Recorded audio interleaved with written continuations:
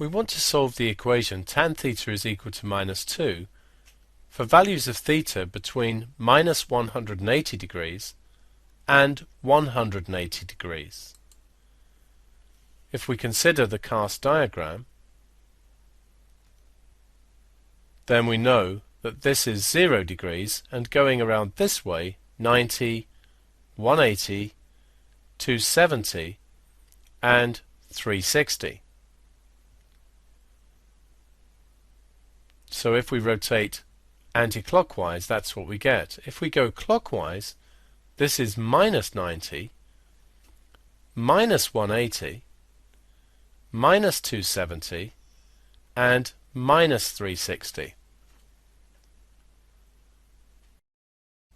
If we start to solve our equation now, we have tan theta is equal to minus 2. So for the principal value, theta is going to be shift tan on the calculator, giving us the inverse tan of minus 2.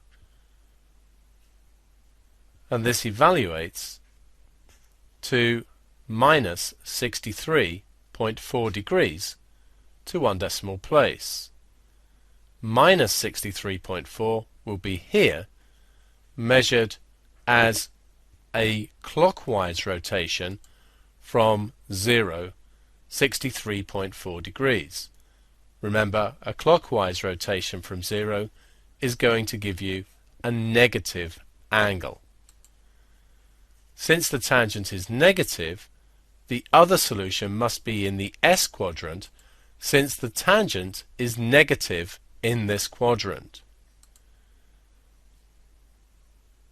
By symmetry, this will be 63.4 degrees from the horizontal axis. We want solutions between minus 180 and 180, so we start looking at minus 180.